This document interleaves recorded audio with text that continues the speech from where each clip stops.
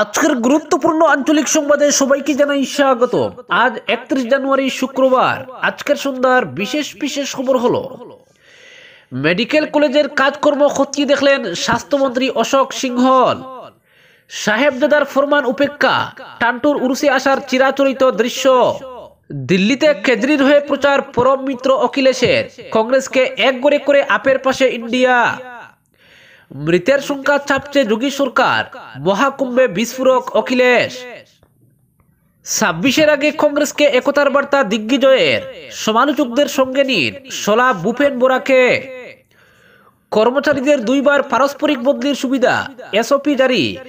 একই grade pay, একই service rule, একই ডিরেক্টরেট কিংবা কমিশনারেটের অধীনে একই প্রকৃতির পদে কর্মরত দুই কর্মচারীকে পারস্পরিক বদলির সুবিধা।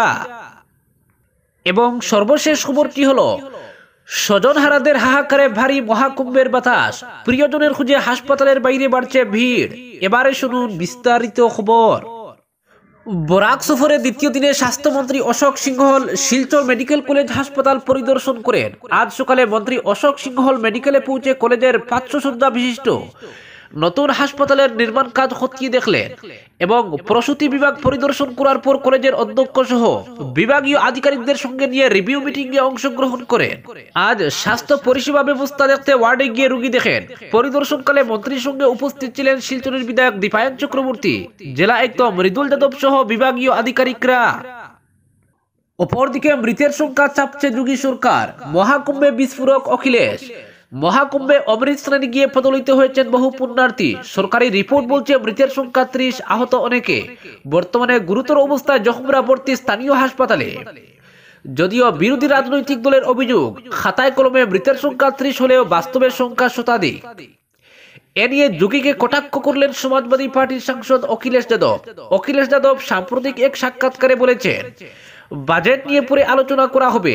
এই অধিবেশনে আজকে কুম্ভে যারা প্রাণ হারিয়েছেন তাদের জন্য আমাদের শান্তির কথা বলা দরকার। দ্বিতীয় বিষয় হলো, উত্তরপ্রদেশের মুখ্যমন্ত্রী নৈতিক দায়িত্ব নিয়ে গিয়েছেন।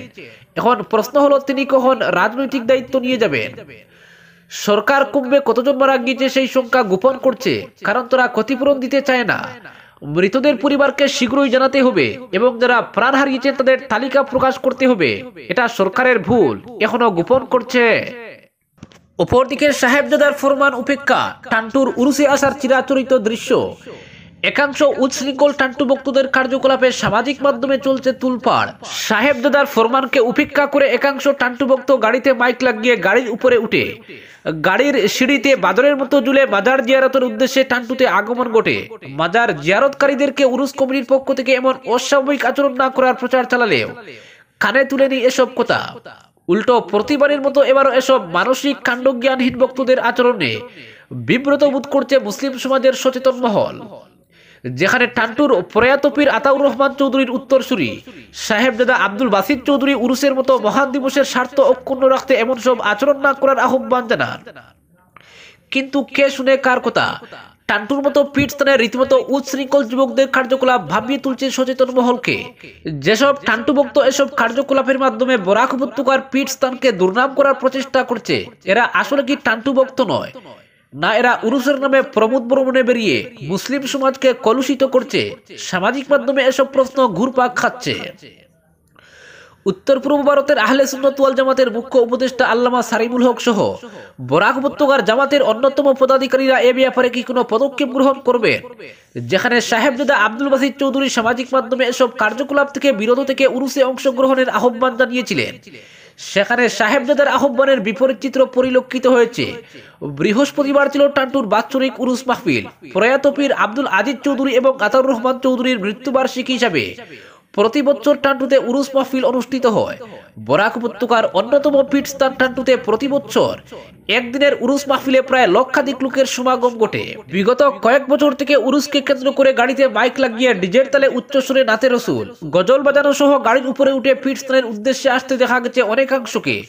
এ নিয়ে টান্টুর প্রয়াত পীর আতাউর রহমান চৌধুরীর সাহেবজাদা আব্দুল বাসিত চৌধুরী উরুসের প্রাক্কালে এসব কার্যকলাপ পরিহার করে উরুসে অংশগ্রহণ করার আবেদন জানিয়েছিলেন সামাজিক মাধ্যমে। কিন্তু কে শুনে কার কথা? সদ্য যৌবনপ্রাপ্ত যুবকরা এসব আবেদনের ধারে কাছে ছিল না। তাদের এমন আচরণ মহান ব্যক্তিদের স্মরণে আয়োজিত উরুসের মর্যাদাকে তলানিতে নিয়ে আসছে বলে অভিমত প্রকাশ করছে বিজ্ঞ মহল। অপরদিকে স্বজনহারাদের হাহাকারে ভারী মহাকুম্ভের বাতাস, প্রিয়জনের খুঁজে হাসপাতালের বাইরে বাড়ছে ভিড়। মহা বিপর্যয়ের পর স্বজনহারাদের হাহাকারে ভারী মহাকুম্ভের বাতাস, প্রিয়জনদের খুঁজে প্রয়াগরাজের হাসপাতালের বাইরে ভিড় উদ্বিগ্ন মানুষের। জানা গেছে বুধবার রাত 9টার পরে প্রয়াগরাজের মতিলাল নেহরু মেডিকেল কলেজের মর্গের বাইরে ছিল প্রচন্ড ভিড়। গোটা দিনভর দৌড়ঝাঁপ করে অনেকেই জানতে পারেননি তাদের নিখোঁজ প্রিয়জনরা জীবিত আছেন কিনা মারা গেছেন। নিখোঁজদের সন্ধানে আসা অনেকেই প্রশাসনের দায়সারা মনোভাব নিয়ে খুব উগরে দিয়েছেন। বোনকে সঙ্গে নিয়ে মেলা এসেছিলেন উত্তরপ্রদেশের অজয় কুমার যাদব। দুর্ঘটনার পর আর তাকে পাওয়া যায়নি। গোটা দিনভর উদ্বেগের মধ্যে কাটিয়েছেন তিনি। জানান, আমার বোন রেনু নিখোঁজ। রেনু সহ আমার বোনেরা মঙ্গলবার সঙ্গমে গিয়েছিল, বাকিরা নিরাপদে আছে। আমি দুবার অন্য হাসপাতালে গিয়েছিলাম এবং পুলিশকে ঘোষণা করতে বলেছিলাম, কিন্তু তারা আমাকে লাইনে অপেক্ষা করতে বলেছিল। উত্তরপ্রদেশের সুলতানপুরের বাসদেব শর্মা ঘটনার কথা বলতে গিয়ে কান্নায় ভেঙে পড়েন তিনি। জানার, হঠাৎই ভিড় জমে গেল, সকলে ছুটে পালাচ্ছে, আমাদের একজন মুখ তুবড়ে পড়ে যায়, ফিরে দেখলাম ওর জ্ঞান নেই। পরিবারের সবাই তখন সাহায্য চেয়ে আর্তচিৎকার করতে থাকেন, কিন্তু একবারও দাঁড়ালো না। অপরদিকে 26-এর বিধানসভা ভোটের আগে প্রদেশ কংগ্রেস নেতৃত্ব যখন বহু দ্বিধা বিভক্ত, তখন দলে ঐক্যের বার্তা দিয়ে গেলেন বরিষ্ঠ কংগ্রেস নেতা দিগ্বিজয় সিং। রাজীব ভবনে এক দলীয় অনুষ্ঠানে যোগ দিয়ে প্রদেশ কংগ্রেস সভাপতি ভূপেন বোরাকে তার পরামর্শ, সবাইকে সঙ্গে নিয়ে চলতে হবে, সমালোচনা যারা করেন তাদেরও চলতে হবে সঙ্গে নিয়ে। প্রদেশ সভাপতির কাছে রয়েছে এই গুরুদায়িত্ব। অবশ্য 26-এ বিজেপিকে উৎখাত করতে আসামে কংগ্রেসের সরকার গঠনের দাবিও করেন তিনি। সংসদীয় স্ট্যান্ডিং কমিটির চেয়ারম্যান হিসেবে আসাম সফরে এসেছেন সাংসদ দিগ্বিজয় সিং। স্ট্যান্ডিং কমিটির সদস্য সাংসদদের একটি দলও এসেছে রাজ্যে। এরই ফাঁকে দিগ্বিজয় আজ প্রদেশ কংগ্রেসের কার্যালয়ে গিয়ে মহাত্মা গান্ধীর পুণ্যতিথিতে আয়োজিত এক অনুষ্ঠানে যোগ দেন। সেখানে দলের নেতা কর্মীদের একত্রিত হয়ে কাজ করার পরামর্শ দেন তিনি। আসলে দীর্ঘদিন ধরে কংগ্রেস ক্ষমতা থেকে দূরে রইলেও দলের লবিবাজি বন্ধ হয়নি। প্রদেশ কংগ্রেস সভাপতি ভূপেন বোরা এবং সাংসদ গৌরব গগৈ দুই মেরুতে রয়েছেন। প্রকাশ্য সভা সমিতিকে একসঙ্গে খুব একটা দেখা যায় না দুই বড় নেতাকে। বিহালিতে উপনির্বাচনের সময় সেটা প্রকাশ্যে আসে প্রথমে, তখন থেকেই কার্যত দুই শিবিরে বিভক্ত কংগ্রেস। সর্বভারতীয় কংগ্রেসও সেটা অজানা নয়। তাই দলের সভায় দিগ্বিজয় বলেন, একত্রিত হয়ে কাজ করতে হবে সবাইকে, কারণ একত্রে থাকলে দাঁড়ানো যায়, বিভাজিত হলে পতন হয়। প্রদেশ কংগ্রেস সভাপতিকে তিনি বলেন, ভূপেনের দায়িত্ব অনেক বেশি, দলে অসামঞ্জস্য থাকতে পারে, তবুও সবাইকে নিয়ে চলতে হবে। যারা সমালোচনা করেন তাদের নিতে হবে সঙ্গে। ফলে সামনে কঠিন চ্যালেঞ্জ রয়েছে প্রদেশ সভাপতির। বিরোধী জোট গঠন নিয়ে তিনি বলেন, বিরোধী জোট বহাল রাখার বিষয়টি ভূপেন ভালোভাবে সামলেছেন। সকলে একত্রিত হতে কোথাও কোনো সমস্যা হলে সেটা দূর করা হবে।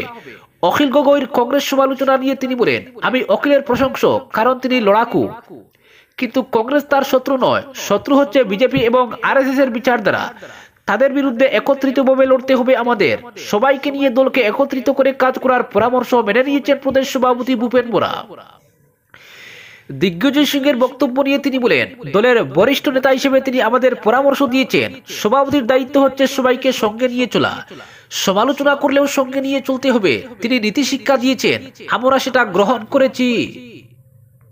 অপরদিকে চাকরিকালে মাত্র 2বার পারস্পরিক বদলির সুবিধা নিতে পারবেন সরকারের তৃতীয় ও চতুর্থ শ্রেণীর কর্মচারীরা। তাছাড়া একই সরকারি বিভাগ, একই ডিরেক্টরেট কিংবা কমিশনারেটের অধীনে কর্মরত 2 কর্মচারী সুবিধা পাবেন পারস্পরিক বদলির। তবে একই গ্রেড পে, একই সার্ভিস রুল ছাড়া 2 কর্মচারীদের পদের প্রকৃতি ও যোগ্যতাও একই হতে হবে। সরকারের তৃতীয় ও চতুর্থ শ্রেণীর কর্মচারীদের পারস্পরিক বদলির জন্য যে এসওপি প্রকাশ পেয়েছে তাতেই রয়েছে এই ব্যবস্থা। সরকারের তৃতীয় ও চতুর্থ শ্রেণীর কর্মচারীদের পারস্পরিক বদলির সুবিধা দিতে গত 1 জানুয়ারি এক অনলাইন পোর্টাল চালু করেছেন মুখ্যমন্ত্রী হিমন্ত বিশ্ব শর্মা। সেই পোর্টালে বদলির আবেদন করবেন তৃতীয় ও চতুর্থ শ্রেণীর সরকারি কর্মচারীরা। এর জন্য বুধবার এক এসওপি জারি করেছে পার্সোনেল দফতর। সেই অনুযায়ী সরকারের কোনো কর্মচারী চাকরিকালে মাত্র 2বার পারস্পরিক বদলির জন্য আবেদন করতে পারবেন। তবে পারস্পরিক বদলির ক্ষেত্রেও থাকবে কিছু শর্তাদি। একই সরকারি বিভাগ, একই ডিরেক্টরেটের অধীনে কর্মরত 2 কর্মচারীর পারস্পরিক বদলিতে অনুমতি দেওয়া হবে। এর জন্য অবশ্য সংশ্লিষ্ট 2 কর্মচারীর কিছু নির্দিষ্ট সংখ্যক মাপকাঠি একই হতে হবে।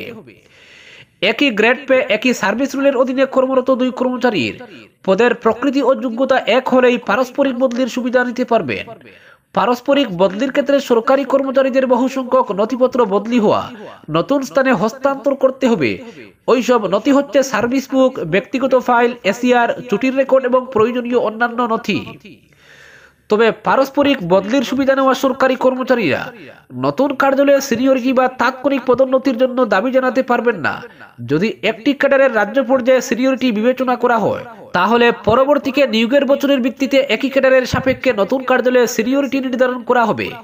তাছাড়া পারস্পরিক বদলির সুবিধা নেওয়া কর্মচারীরা আগের কর্মস্থানে পাওয়া সাম্প্রতিকতম বেতনই পাবেন বদলির পর। নতুন কর্মস্থানে পারস্পরিক সিনিয়রিটির ভিত্তিতে বেতন শুরু করার কোনো সম্পর্ক থাকবে না। তাছাড়া বদলির নির্দেশ জারির 7 দিনের মধ্যে সংশ্লিষ্ট ঊর্ধ্বতন কর্তৃপক্ষকে সেই কর্মচারীকে রিলিজ করে দিতে হবে। যে কার্যালয়ের কাজে যোগ দেবেন সেখানকার যোগদানের সময় অনুযায়ী ধরা হবে তার যোগ দেওয়ার সময়। তবে পারস্পরিক বদলির জন্য কর্মচারীরা কোনো ধরনের ভাতা পাবেন না। আজকের বিশেষ সংবাদ এখানেই সমাপ্ত।